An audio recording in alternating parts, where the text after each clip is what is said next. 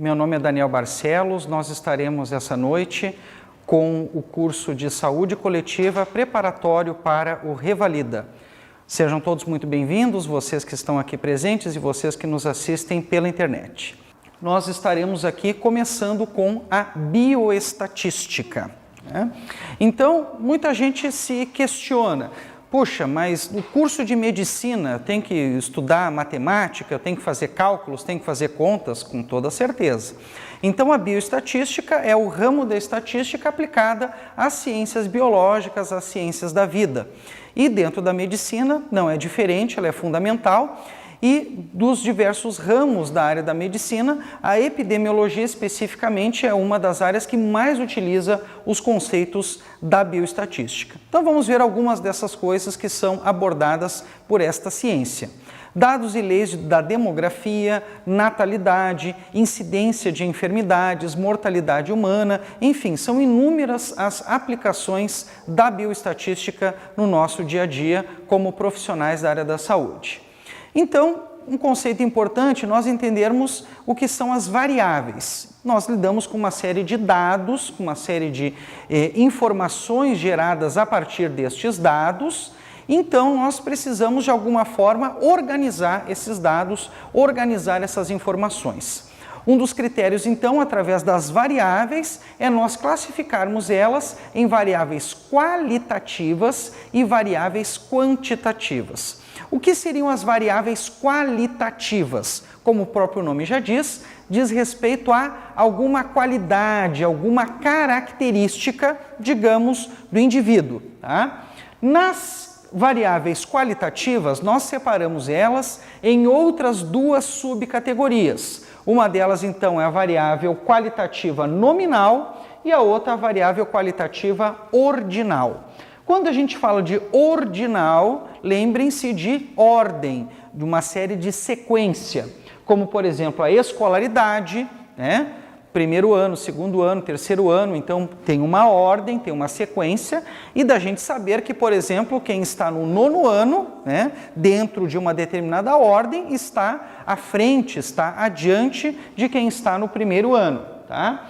Estágio da doença, né? Está em incubação, está no período ativo, está em convalescença, cura, qual é o estágio da doença? Então tem uma sequência também, né? Classe social e assim sucessivamente, tá? Com relação à variável qualitativa nominal, eu não consigo colocar elas numa ordem, né? Primeiro, segundo, terceiro, tá? E sim, elas são o que são. Nós categorizamos conforme, né, um determinado conceito. Nesse exemplo aqui, estamos falando sobre profissões. Então, as profissões, cada uma é a sua. Sexo, religião e assim sucessivamente. Agora, olhando as variáveis quantitativas. Então, uma dica importante aqui é, variável quantitativa lembra o quê? Quantidade, lembra número, né? Então, diferentemente da qualitativa, que dizia respeito a alguma qualidade, alguma característica, na quantitativa é respeito a número. Então, tem algum fator aqui importante, numérico e não categórico no sentido de qualidade. Então, nas variáveis quantitativas, nós temos as variáveis discreta e variáveis contínuas. Nas variáveis discretas, então, elas dizem respeito a um determinado agregado. Por exemplo, número de filhos, número de acesso à plataforma, número de visitas ao domicílio do paciente pela equipe da saúde multidisciplinar e assim sucessivamente, saúde da família. Já uma variável quantitativa contínua, né, ela diz respeito a um determinado intervalo, né? Ela tem que ir de um parâmetro até outro, né? Então, por isso, contínua, tá? Então, a altura, né, peso, salário. Então, quando a gente está falando de variável quantitativa contínua, ela tem um início e, teoricamente, né, um determinado limite. Um determinado limite teórico aonde ele pode chegar. Então, o peso, por exemplo, né, se for peso zero, não existe o peso zero quando se está se tratando de saúde humana, né? Qual é o peso daquele paciente? Zero. Não tem como acontecer isso. Então, por isso, ela é contínua. E aí, então, tem um crescimento. Então, um paciente que pese 90 quilos, ele pesa mais do que o paciente que pesa 50 quilos. Mas o detalhe aqui é o seguinte, né? Há um limite hipotético, por mais obeso que venha a ser o paciente, há um limite teórico que a gente não consegue estabelecer aqui neste momento, né? Mas é importante saber isso. Então, ela tem uma certa continuidade. Essa questão foi a questão de número 12 na prova do Revalida de 2015. Uma análise histórica de alguns indicadores brasileiros, olha o que eu falei para vocês antes, né? Referentes às últimas décadas, tais como a distribuição etária da população, o coeficiente de fecundidade e mortalidade, o perfil epidemiológico das doenças mais prevalentes e os hábitos alimentares predominantes permite inferir que houve, então, todos os conceitos que a gente trabalhou na aula de hoje, tá? Mas então, em relação a todo esse quadro, né? Como é que vocês acham que está aqui no Brasil? A letra A diz que houve aqui no Brasil, nas últimas décadas, uma redução do consumo de alimentos tradicionais da dieta brasileira, arroz e feijão, associada a aumento do consumo de alimentos ultraprocessados. Essa é uma situação. B, aumento dos coeficientes de fecundidade associado à redução do coeficiente de mortalidade, com consequente aumento da expectativa de vida. Tá? C, aumento da prevalência das doenças crônicas e não transmissíveis, acompanhado de aumento das doenças transmissíveis e de deficiências nutricionais. D, redução da desnutrição infantil em quase todo o país, exceto na região norte, onde houve aumento da prevalência de desnutrição crônica associada a déficit da estatura para a idade. Então vejam, pessoal, que cada uma das alternativas está falando de coisas diferentes, né? Então, nós temos que colocar aqui qual que é a correta. Aqui está totalmente correta. E o que é um fator de confusão aqui? É que em todas as alternativas tem alguma coisa que está certa, pelo menos, né?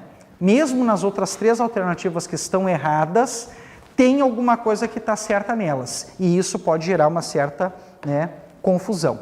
Responda aí, todo mundo, você em casa, vai respondendo rapidinho, por favor, tá? Então, mais uma vez o enunciado, todo esse fator, os indicadores brasileiros, analisando o que aconteceu, o que houve, inferir, deduzir, fazer uma inferência.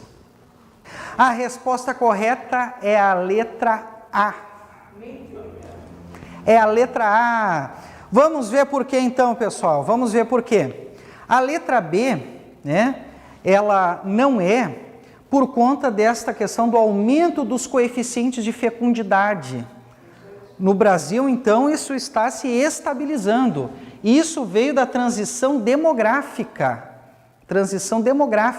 Então, é menos gente nascendo, mais gente ficando velha, A nossa proporção de idosos está aumentando, Então, quer dizer, associado à redução do coeficiente de mortalidade, isso está acontecendo, consequente aumento da expectativa de vida está acontecendo, mas só que esses dois fatores aqui, a diminuição da mortalidade e o aumento da expectativa de vida não estão relacionados com o aumento do coeficiente de fecundidade. Não quer dizer que nascer mais pessoas, por nascer mais pessoas, elas vão viver mais, Tá? Na letra C, então se você pega países africanos que têm uma taxa de fecundidade elevada, nasce muita criança, mas também morre muita criança de desnutrição. Nem por isso elas atingem a maioridade ou a idade adulta, e idosos. Na C, o que tem de errado na C? Tá certo, aumento da prevalência das doenças crônicas não transmissíveis, e está errado o aumento das doenças transmissíveis. Porque não é deficiência. E está errado também as deficiências nutricionais, porque nós acabamos de ver que as pessoas, então, a desnutrição está diminuindo e está aumentando a obesidade. Aí você vai pensar, mas espera um pouquinho, a obesidade ela também pode ser considerada uma deficiência nutricional. Não, a pessoa pode ter deficiência de determinados nutrientes, vitaminas, né, determinados minerais, ok, né, o déficit de alguns nutrientes, né, assim, específicos, né, Mas a questão do aumento das doenças transmissíveis é que não, né, principalmente das infectoparasitárias, né. A D, a redução da desnutrição infantil, ela não é em quase todo o país, é em todo o país. A questão é na região norte, a desnutrição infantil ela não está aumentando, ela está diminuindo também, porém num ritmo um pouco menor do que em outras, né? A velocidade, o ritmo, né, que essa diminuição está acontecendo, ela é um pouco menor nas regiões nordeste, em primeiro lugar, e região norte, mas seguem diminuindo, elas não estão aumentando, né? Então a resposta correta é a letra A, tá?